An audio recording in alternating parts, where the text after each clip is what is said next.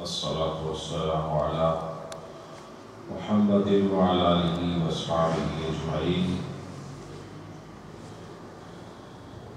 قال النبي صلى الله عليه وسلم: الدنيا مزرعة الآخرة، أو كما قال النبي صلى الله عليه وسلم: إن الله وملائكته يصلون على النبي يا أيها الذين آمنوا صلوا عليه وسلموا تسليما. اللهم صل على سيدنا وحبيبنا محمد وعلى آل سيدنا وحبيبنا محمد وبارك وسلم وصل عليه.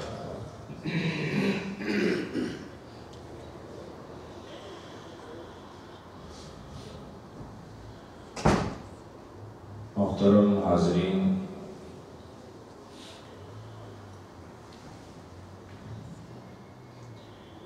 رمضان المبارک کی آمد اور اس کے اثرات، اس کی برکات، اس کے حسنات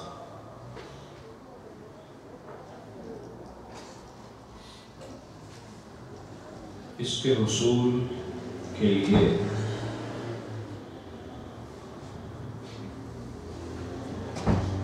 ضروری ہے کہ چند باتیں ایسی ہو جائیں کہ جن کا تعلق فکر کی درستگی، ہوش مندی کی طرف رغبت، زندگی کے اصل مقصد کی تفہیم اور مالک کی رضا کی جانب، خوشنودی کی جانب کامیاب اقدام،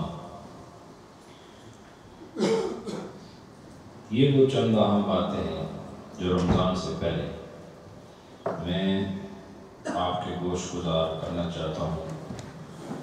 جمعۃ المبارک کی ان پاکیزہ ساعتوں سے فائدہ اٹھاتے ہو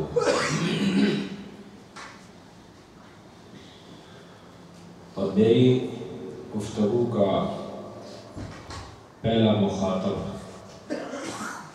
میری گفتگو کا پہلا پیغام میرا اپنی ذات کے لیے ہوتا ہے، اور اس کے بعد اپنے سننے والوں کی جانب میرے کلمات متوجہ ہوتے ہیں، اور مقصد یہ ہے کہ میں بھی ناکامی سے بچ جاؤں اور جو ہمارے ساتھ ہیں ان کو بھی اللہ ناکامی سے بچائے.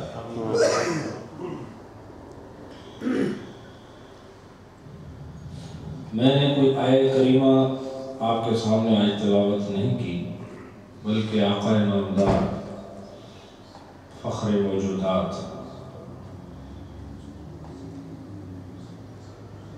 بعد از خدا وارث کائنات جناب محمد رسول اللہ صلی اللہ علیہ وسلم، ان کی ایک وہ خوبصورت بات کہ جس میں اس دنیا کا سارا راز چھپا ہوا ہے، وہ بات میں نے آپ کے راہ سماعت سے گزاری، اور حضور کا ارشاد ہے: الدنیا مزرعۃ الآخرہ، دنیا آخرت کے لیے ایک مزرعہ ہے.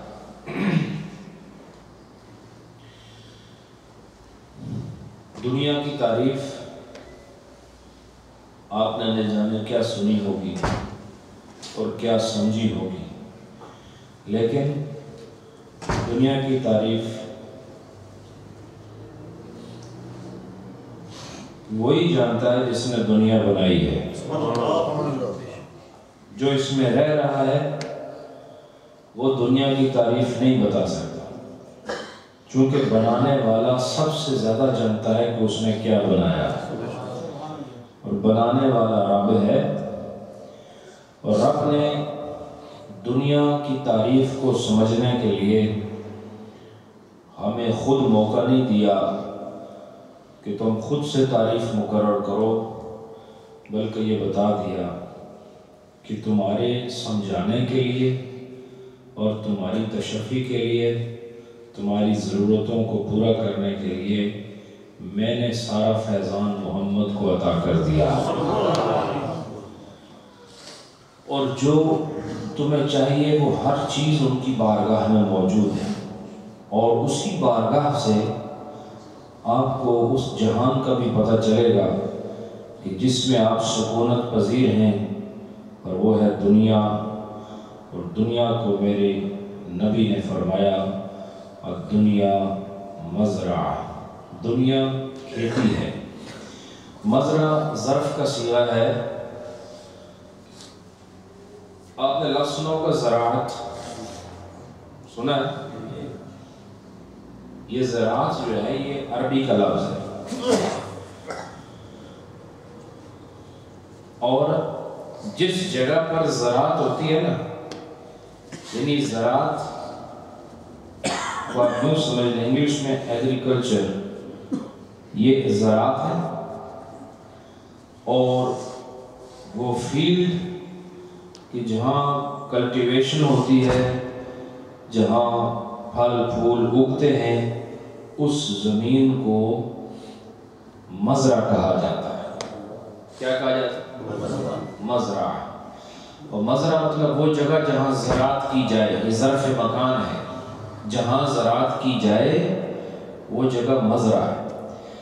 تو آپ دیکھیں کہ جب ایک انسان زمین میں کچھ بونا چاہتا ہے، ایسے نہیں بو سکتا، اسے زمین کی ضرورت ہے، زمین کے بعد اسے بیج کی ضرورت ہے، بیج مل جائے تو پھر اسے کوئی گینتی، بیلچا، کدال، ایسے آلات اور ٹولز چاہیے کہ جس سے وہ کھدائی کرے۔ وہ جب کھدائی کر لیتا ہے، کھدائی کا مطلب زمین کو گہرا اور نرم کرنا ہوتا ہے۔ ہمیشہ نرم جگہ پر بیج ڈالا جاتا ہے، سخت جگہ پر بیج نہیں ڈالا جاتا۔ اس سے پتہ چلا کہ اسلام اگر پھیلانا ہے تو نرمی کے ساتھ پھیلانا ہے۔ اگر سخت زمین پر بیج ڈالو گے تو بیج ضائع ہوگا، اسے نرم کرو، زمین کو نرم کرو، اور جیسے نرم ہو جائے پھر انتظار نہ کرنا، فوراً بیج ڈال دینا۔ بیج ڈالنا تمہارا کام ہے، اس کو پودا اور درخت بنانا خدا کا کام ہے۔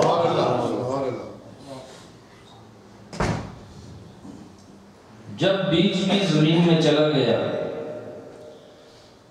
پھر پانی چاہیے۔ کیا چاہیے؟ پانی چاہیے، اور پانی کے ساتھ ساتھ ہمیں گرمی چاہیے۔ کیا چاہیے؟ گرمی چاہیے۔ یہ پانی زمین کے اندر جاتا ہے،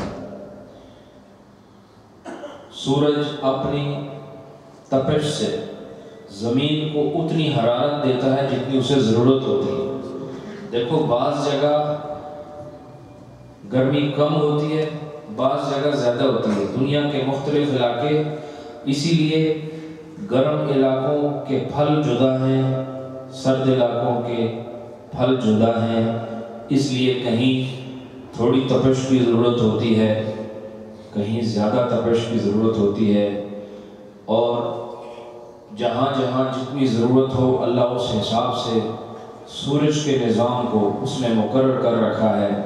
زمین کے ان ٹکڑوں پر سورج بڑی آب و تاب سے چمکتا ہے جہاں گرمی کی ضرورت ہے، اور وہاں سے وہ چیزیں نکلتی ہیں جو سخت گرمی کے نتیجے میں برآمد ہوتی ہیں، اور ٹھنڈے علاقوں کے اپنے مزاج اور اپنے طریقے ہیں۔ اب نبی پاک نے اس دنیا کو مزرعہ فرمایا، اور مزرعہ کھیت یہ وہ چیز ہے کہ یہ آپ کو اس وقت تک آپ کو فائدہ دیتی ہے جب تک آپ زندہ ہوتے ہیں، اور جب آپ زندہ نہیں رہتے پھر کھیت وہیں رہ جاتا ہے، آپ زمین کے اندر چلے جاتے ہیں، کھیت تو وہیں رہ جاتا ہے۔ اور نبی پاک نے اس جہان کو مزرعہ فرمایا، زراعت کی جگہ فرمایا، اور زراعت کی جگہ پر آپ دیکھیں انسان دیر تک نہیں ٹھہرتا، صرف اپنا کام کر کے پھر گھر لوٹ جاتا ہے۔ کبھی دیکھا آپ نے صبح سے شام آدمی جس زمین میں بوتا ہے کہ وہیں بستر لگا کے سو جائے، وہیں کھانا کھائے، وہیں ملاقات کرے، وہیں باتیں کرے، وہیں زندگی گزارے؟ نہیں، جتنی دیر اس نے زراعت کرنی ہے اتنی دیر وہ کھیت کے اندر رہے گا، اور جیسے اپنا کام مکمل کرے گا فوراً گھر جائے گا، جس میں یہ واضح نشانی ہے کہ دنیا میں آپ نے مستقل نہیں رہنا، اپنا کام کرنا ہے، جب کام کر لو گے تو پھر گھر لوٹ کے جانا ہے، گھر کی طرف جانا ہے۔ اور گھر آپ کا یہ نہیں ہے جو آپ پیسوں سے بناتے ہیں، یہ گھر نہیں جو مٹی گارے اور اینٹوں سے بنتا ہے۔ آپ کے لیے اللہ نے جو گھر بنایا ہے وہ گھر دنیا دار کی نوکری سے نہیں ملتا، وہ گھر پروردگار کی بھیجی ہوئی شریعت پر عمل کرنے سے ملتا ہے۔ اور اس دنیا میں اگر کھیت میں پھل اگانے ہیں، سبزیاں اگانی ہیں، تو آپ کو بیج کی ضرورت ہے، بیج نہیں تو اس کے بعد کدال بیلچا گہتی ہے، اس کی کوئی ضرورت نہیں۔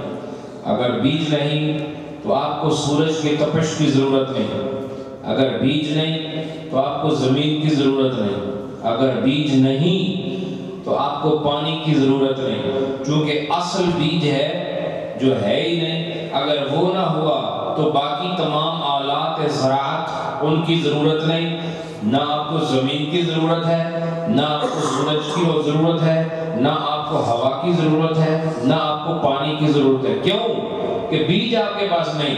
اور میں بتاتا ہوں کہ دنیا کے کھیت میں وہ بیج جس سے پودا بنتا ہے وہ نہ ہو تو باقی چیزوں کی ضرورت نہیں۔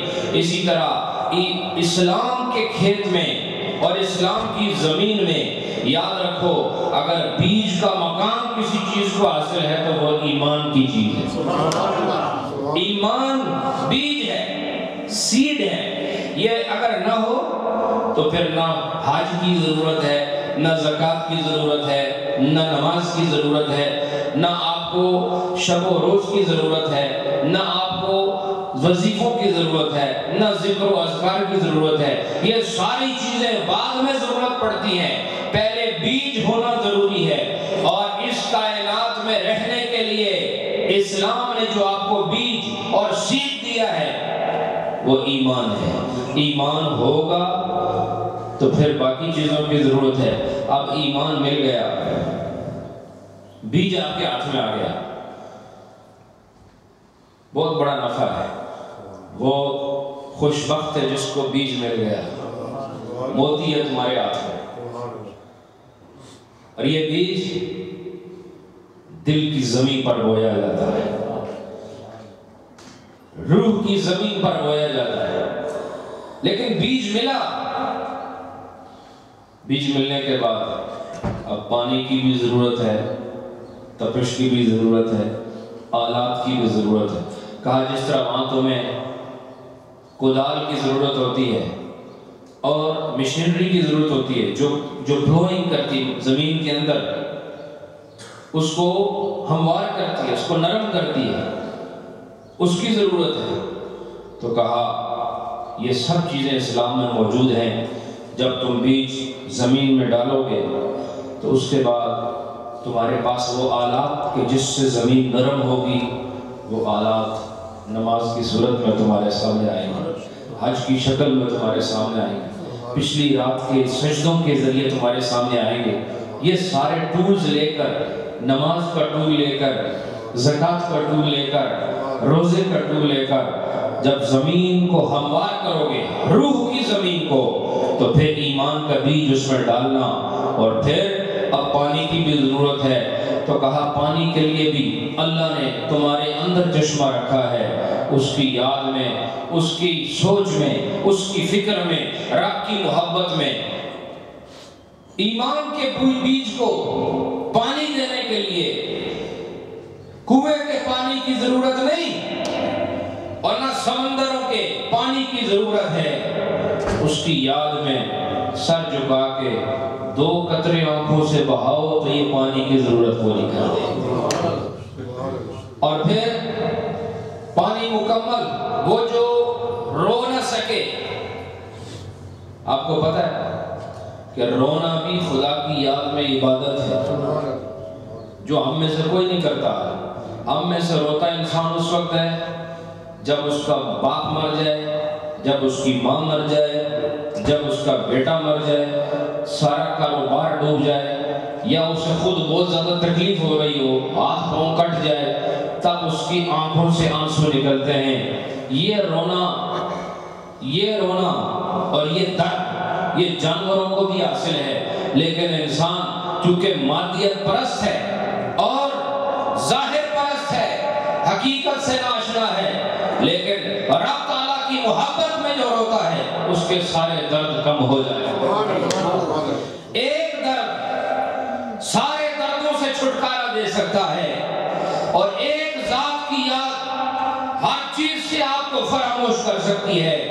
دنیا کے لیے اتنا روتے ہو، کبھی خدا کی یاد میں رو کے دیکھو تمہارے دن رات کیسے تبدیل ہوتے ہیں۔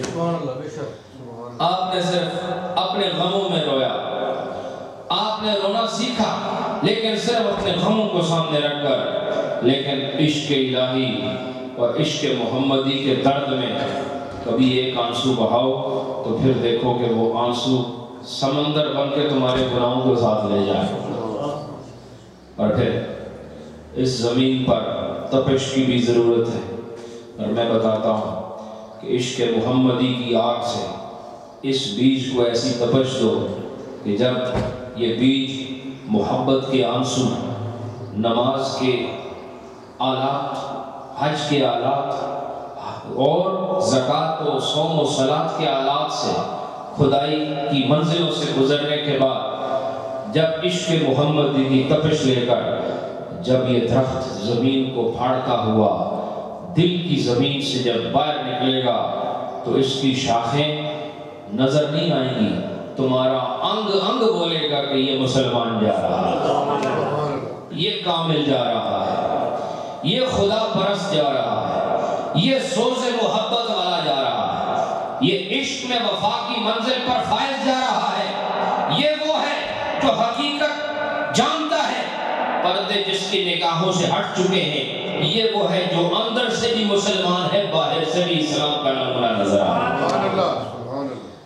ایسے اسلام کو جب تم حاصل کرو گے تو پھر اس دنیا سے تمہارا تعلق اتنا ہی ہوگا جتنا ایک کسان ہل چلا کر پھر شام کو گھر لوٹ جاتا ہے، لیکن فرق یہ ہے کہ کسان دنیا میں ہل چلا کر چند مہینوں کی امید پر اس لیے محنت کرتا ہے کہ جب ہل چلائے گا، بیج ڈالے گا تو پھر اسے فصل ملے گی، لیکن کامل انسان جس نے اسلام کی سرحدوں میں شب و روز گزار لیے ہیں، وہ جب کھیت میں بیج ڈالتا ہے تو اس امید پر ڈالتا ہے کہ مجھے یہاں تھوڑا سا رہنا ہے، چند مہینے چند سال رہنا ہے، اور یہاں بیج ایمان کا بونے کے بعد اس کے پھل کو کھانے کے لیے یہ دنیا نہیں ہے،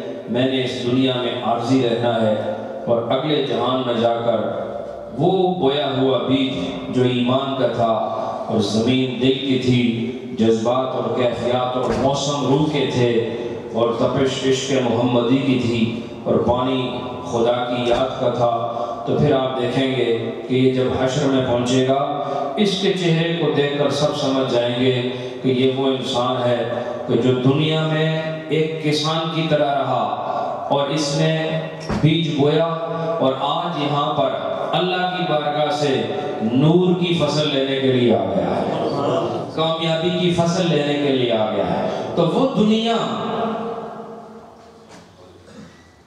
جس کی مثال نبی پاک نے زراعت سے دی ہے، ایک مزرعے کے ساتھ دی ہے، اے انسانوں اس مزرعے کو، اس کھیت کو اپنی مستقل زندگی سمجھنے اور اس میں مستغرق ہونے اور اس میں اتنا گم ہو جانے کی کیا ضرورت ہے کہ جس میں عارضی ٹھکانہ ہے ہر چیز عارضی ہے۔ یہ جو میں نے آپ نے کپڑے پہن رکھے ہیں یہ بھی عارضی ہے۔ آج تو آپ خود تبدیل کرتے ہیں، ایک وقت آتا ہے کہ ان کو پھاڑ کے اور کاٹ کے آپ کے جسم سے دور کیا جاتا ہے۔ اس وقت کے آنے سے پہلے جب تم اپنا لباس خود نہ اتار سکو، تم اپنے تن سے اپنا لباس خود جدا نہ کر سکو، اور وہ تمہارے اپنے پیارے جو تمہارے ساتھ محبت جتانے والے ہیں وہ ہاتھ میں چاقو کینچی لے کر تمہارے جسم سے وہ لباس کاٹ کاٹ کے اتار رہے ہوں، اس سے پہلے ایمان اور عمل کا اتنا مضبوط لباس پہن لو کہ وہ لباس اترتا نہیں، وہ قبر میں ساتھ جاتا ہے۔ اور رمضان المبارک کی آمد سے پہلے میں نے یہی سوچا کہ میں اپنے سننے والوں کو کیا پیش کروں، ایسی بات کی جائے کہ میں خود بھی اس پر عمل کروں تو مجھے کامیابی ملے، آپ عمل کریں تو آپ کو کامیابی ملے۔ دنیا میں رہنا ضرور ہے آپ نے، چونکہ اللہ نے بھیجا ہے۔ آپ اپنی مرضی سے آئے ہیں، بولو سارے بولو، پیچھے والے بولو، پیچھے والے، یہ آپ اپنی مرضی سے آئے ہو دنیا میں، اور کیا اپنی مرضی سے جاؤ گے؟ اتنے ناپائیدار اختیارات میں کہ نہ آنے کی مرضی نہ جانے کی، تو پھر آپ کس بات پہ اعتراض ہیں اور کس بات پہ خوش ہو رہے ہیں؟ تو کیا طاقت ہے آپ کے پاس اور میرے پاس؟ نہ آنا اختیار میں، نہ جانا اختیار میں۔ اگر اختیارات ہوتے تو پھر آپ امید ضرور لگاتے کہ آج نہیں کل ٹھیک ہو جاؤں گا، اس لیے کہ مرنا تو میں نے اپنی مرضی سے، مرنے سے پہلے توبہ کر لوں گا۔ ایسا ہے؟ اگر تو جانا آپ کے بس میں ہے اپنے اختیار سے، پہلی بات تو یہ کہ اس دنیا کی محبت آپ نے اور میں نے اتنی پال رکھی ہے کہ ہم جانا پسند کریں گے، ہم سمجھیں گے یہی دنیا ہے، یہی اصل حیات ہے، یہی شب و روز ہے، لیکن ہم نے وہ جہان دیکھا نہیں۔ ہاں جو وہاں پہنچ جاتا ہے اور جنت کی فضا دیکھ لیتا ہے، ساری زندگی وہ نہیں چاہتا کہ دنیا میں واپس آئے، کبھی نہیں چاہتا، اس لیے ابھی دیکھا نہیں، ابھی صرف یہ دیکھا ہے۔ اگر اس میں تمہیں اتنی محبت اور اتنی چاہت محسوس ہو رہی ہے تو اس کا کیا عالم ہوگا جسے خدا جنت الفردوس کہتا ہے، اس کا عالم کیا ہوگا، وہاں سے کون آنا چاہے؟ تو آپ کا اختیار جب نہیں ہے واپس جانے کا، اس کا مطلب ہے آپ کو اپنی ڈیٹ کی خبر نہیں، آپ کو پتہ نہیں کس مہینے میں آپ نے واپس رخت سفر باندھنا ہے، آپ کو پتہ نہیں کس وقت آپ کا سامان رول ہونا ہے، آپ کو پتہ نہیں کہ وہ صبح کا وقت ہے یا شام کا، آپ کو یہ بھی نہیں پتا کہ وہ دن کون سا ہے، پھر اتنا بے خبر کیا؟ آپ کو نہ دن پتا، نہ تاریخ پتا، نہ ہفتہ پتا، نہ مہینہ معلوم، نہ آپ کو سال معلوم، نہ یہ پتا کہ سفر میں ہوں گا یا گھر میں ہوں گا، نہ یہ پتا کہ کھا رہا ہوں گا یا سو رہا ہوں گا۔ آپ کو پتہ ہے لوگ کہتے ہیں کہ فلانا بیٹھا تھا بیٹھے بیٹھے، بہت کہتے ہیں کہ سنا ہے آپ نے، باتیں کر رہے تھے جی، ٹھیک ٹھاک باتیں کر رہے تھے، اچانک انہوں نے کہا کہ مجھے سینے میں درد ہو رہا ہے، تو بس گاڑی میں بیٹھے ہی تھے تو اس کے بعد پتہ نہیں چلا۔ اتنی ناپائیدار کیفیت میں اگر بے غم پھیرا جائے تو ہم سے بڑا بے وقوف کوئی نہیں، ہم سے بڑا خاسر کوئی نہیں، ہم سے زیادہ نقصان دہ سوچ رکھنے والا کوئی نہیں۔ ہم نے اس دنیا میں رہنا ہے، زیادہ عمل نہ بھی کرو، میں آج آپ کو دعوت دیتا ہوں کہ فرض اور واجب ضرور پورے کرو۔ اگر سنت آپ سے رہ جاتے ہیں، بات کا مرحلہ ہے، پہلے اپنے گلے کو نارے جہنم سے بچاؤ۔ یہ جو نوافل اور یہ چیز ہوتی ہے درجات کی بلندی کے لیے ہوتے ہیں، تو درجات کی بلندی بعد میں ہوتی ہے، پہلے آپ کو کسی مقام میں داخل ہونا پڑتا ہے۔ وہ داخلے کے لیے جو شرائط ہے نا، ہر جگہ داخلے کی شرائط ہوتی ہیں۔ اس ملک میں آئے ہو ایسے ہی آگے ہو، کوئی شرط ہے کہ نہیں؟ امیگریشن لاؤز ہیں کہ نہیں؟ کوئی شرائط ہے نا داخلے کے، تو شرائط کے بغیر آ نہیں سکتے۔ اگر آ جاؤ تو پکڑ جاؤ تو واپس بھیجے جاتے ہو، اور جو شرائط کے ساتھ آئے اس کو سارے حقوق حاصل ہوتے ہیں۔ اگر تم جنت کے اندر سارے حقوق چاہتے ہو تو شرائط فرض و واجب ہے، اس کا پورا سارے حقوق ملیں گے آپ۔ یہ جو آپ ہیومن رائٹس کی شور بچانے والے لوگ، ہیومن رائٹس، ہیومن کیا بلا ہوتی ہے؟ ہیومن تو اللہ نے بنایا ہے نا، ہیومن رائٹس، ہیومن رائٹ آپ کو خدا اور اس کے رسول کے علاوہ کوئی نہیں دے سکتا۔ انسان بھی کبھی انسان کے کام آیا ہے؟ انسان ہی ہے جس نے لاکھوں قتل کیے، انسان ہے جس کی وجہ سے فوجیں بارڈرز پر کھڑی کی جاتی ہیں۔ یہ جنگی جہازوں کی ضرورت انسان کی وجہ سے پیش آئی۔ یہ بڑے بڑے ایٹمی بم جو ہیں، ایٹامک بمز، یہ انسان کی وجہ سے بنے، کسی گدھے کی وجہ سے، بیل، جانور، گھوڑے کی وجہ سے نہیں بنے۔ انسان ہی انسان کا بڑا دشمن ہے، وہ کس ہیومن رائٹ کی بات کرتا ہے؟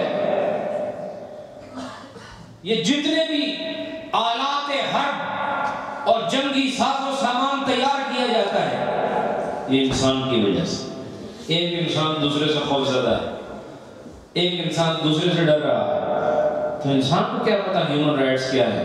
جس نے خدا اور اس کے رسول کے حکم کے مطابق زندگی گزاری، اس کو خود بخود رائٹس عطا ہو جاتے ہیں۔ عارضی زندگی رائٹ نہ ملے تو کوئی بات نہیں، اس جہان کی فکر کرو جہاں کا نقصان بہت بڑا ہے، اور وہاں کے رائٹس حاصل کرنے کے لیے اللہ نے جو فرائض اور واجبات رکھے ان پر عمل کرو۔ اس کے بعد انشاءاللہ آپ کہیں گے کہ سنت کی آپ بات نہیں کرتے، میں کہتا ہوں وہ بہت ہیں ایسے لوگ جو سنت کی رٹ لگائے رہتے ہیں۔ سنت کا درجہ وہ نہیں ہے جو آپ بیان کرتے ہیں، سنت بعد میں ہے۔ میرا ایمان یہ ہے کہ جو آدمی فرض اور واجب پر عمل کر لے، خدا خود سنتوں کو بھی توفیق دے دیتا ہے۔ تو جڑا فرض نہ رکھے انہیں سنت نہ کیا تعلق ہے؟ بتاؤ نا مجھے۔ جو فرض ہی نہیں، مثلا ایک آدمی فجر کی نماز تو نہیں پڑھ رہا اور تہجد پڑھنا شروع کر دے، اس کے تہجد قبول ہے؟ بولو نا، یہ میں نہیں کہہ رہا ہوں، یہ ہماری کتابوں میں ہے۔